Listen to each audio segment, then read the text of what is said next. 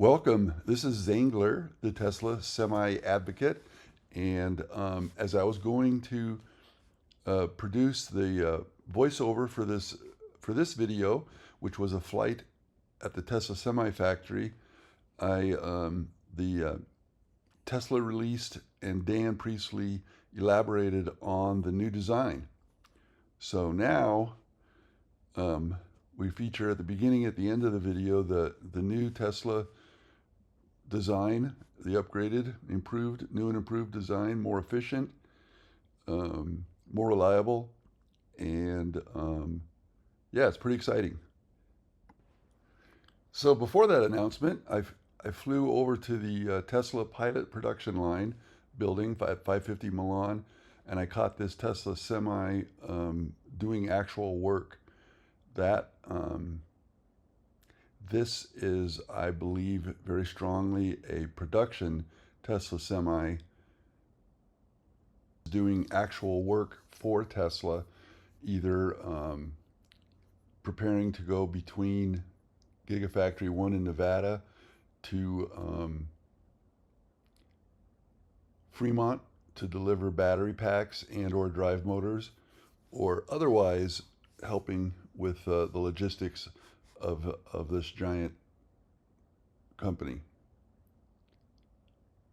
There you can see a couple of Tesla semi Bobcats parked. This Tesla semi pulls in with a full load, or with a trailer, full trailer, no telling what's in it. If it is, the fact that it says McKinney on the side tells me it's a production truck, not one of the engineering units that Tesla has dedicated a tremendous amount of resources into putting miles on in order to prove and improve the design. This is sort of the focus of this video. This is one of the very rare standard range Tesla semis compared to a long range with a low fairing. I used to equate the low fairing to the standard range, but it actually has more to do with the fact that this has a flatbed and the tall fairing wouldn't help. Both of these flatbeds are loaded with concrete blocks and are doing actual work. I mean, simulated actual work. Driving either down to Carson City and back, or over to Lovelock is the two standard routes that the engineering drivers take.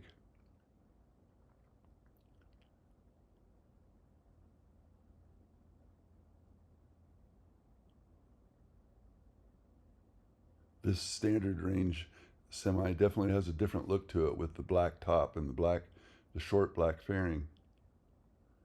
The only other one that looks like that is the one they've equipped with LiDAR. And one of the announcements on the new Tesla redesign, possibly a release candidate for the high volume factory.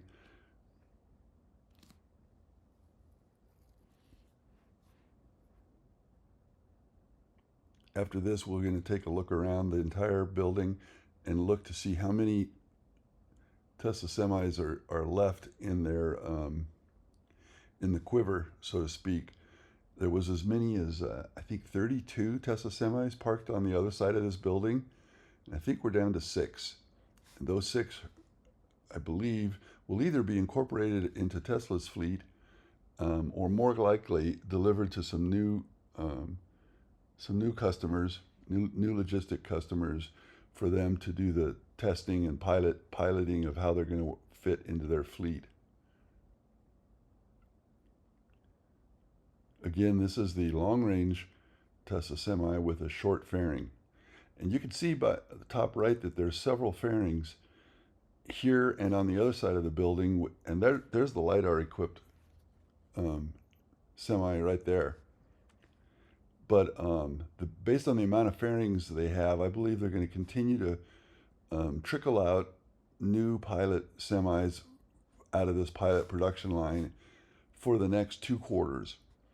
I believe that we're set up for late second quarter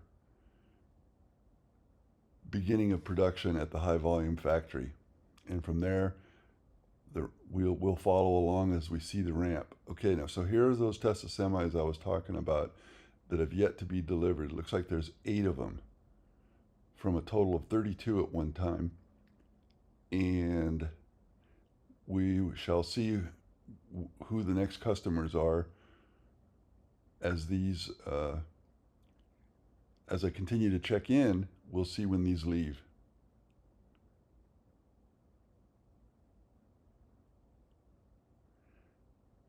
Not sure if those were main cases there, but you'll see if I fly far enough south, there's crates with Tesla with fiberglass fairings.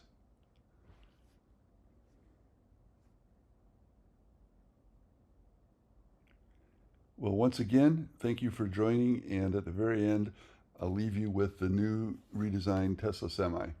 Thank you.